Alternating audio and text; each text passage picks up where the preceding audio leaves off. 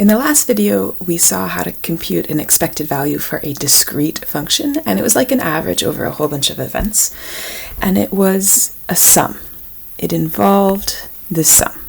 So let's think about what to do for a continuous random variable.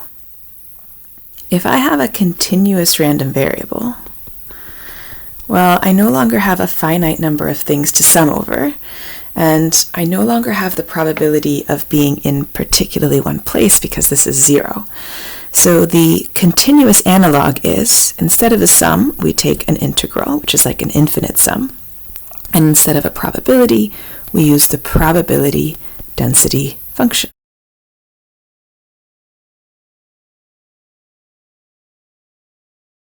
So again, this is really analogous. Instead of the sum of finite things, we're sort of doing an infinite sum of infinitely small things. Remember, probability density function dx, this is going to look a lot like the probability of falling into a very small interval close to x. Now, originally, we summed over all possible values of x, and so where should this integral go? Well, all possible values, that's from minus infinity to infinity. So we compute this improper integral. In practice, it's often the case that for much of this range, the probability density function is 0. So in practice, often we don't actually have to deal with those two bounds. Let's see an example. So here is a probability density function of a continuous random variable. We can think for a second about the properties of probability density functions. They should never be negative, and this is never negative.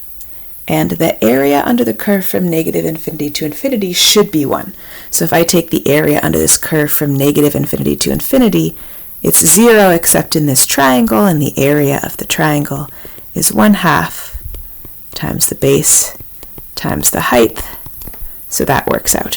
Notice probability density functions can be greater than 1, unlike cumulative distribution functions, because cumulative distribution functions are probabilities, probability density functions are not probabilities. With that small review out of the way, let's start thinking about the new topic, the expected value. There's some things I can figure out before I actually do any computations. So let's remember how to sort of interpret these diagrams. This density, again, is a density. So a higher density means more trials are going to end up there. So I start thinking about, okay, I do the trial, I roll the dice or whatever, I get a number, I do the trial, I get a number, I do the trial, I get a number, and so on. The higher density is closer to 1 because my function gets higher closer to 1. The lower density is closer to 0, and there's no density at all less than 0 or greater than 1. So outside of this interval, I never choose any numbers. Inside of this interval, I choose more numbers close to 1, fewer numbers close to 0. So that tells us a few things.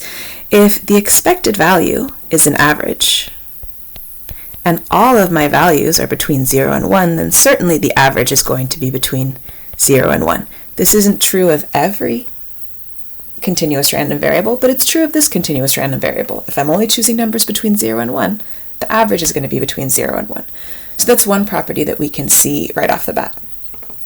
We can refine this a little bit more as well by thinking about how they cluster to the right. So I'm taking all of these numbers, I'm averaging up what I'm getting, but I have more of them on the bigger side. So I'm averaging up all of these numbers, and if I just sort of cut this into two pieces, it's denser by 1 than it is by 0, and so I expect more numbers to be bigger than 1/2, and fewer numbers to be less than 1/2. So if I take the average, I can also say, well, it should be bigger than 1/2. If they were evenly distributed, 1/2 were bigger than 1/2, 1/2 were less than 1/2, then it might be a different story, but most of them are bigger than 1/2. So our expected value, or our expectation, should be bigger than 1/2. So I've used a pseudo-random number generator just for funsies to generate some random values, and you can see them clustering by 1. Here's another set of random values. They're all between 0 and 1, clustering by 1. Here's another set of random values, all between 0 and 1, clustering by 1. Now let's actually do the computation. So how do we take this expected value? Well, our definition of expected value for a continuous random variable is the area under the curve on the entire real line, so the improper integral from minus infinity to infinity, of the value times something like the probability of being at that value. The probability density function at that value, which is related to but different from the probability of being at that value. Okay, well remember I can break this up. This is minus infinity to 0 plus the area under the curve from 0 to 1 plus the area under the curve from 1 to infinity. And two of these are 0, right? My probability density function is 0 in this interval here. So this is 0. And my probability density function is 0 when my values are greater than 1. So this is also 0. So we actually just have to deal with this middle bit. On this interval, my probability density function is 2 times x. You can figure that out by using the function of a line, but also it was just given to us in this example. So this is the area under the curve from 0 to 1 of 2x squared dx. So that's 2/3 x evaluated from 0 to 1, which is 2/3. So the expected value of this continuous random variable is 2/3. Let's review how to interpret that. If I were to take, I don't know, 1,000,000 trials, choose a random number between 0 and 1 according to this probability density function 1,000,000 times, and average them up, that average should be pretty close to 2/3.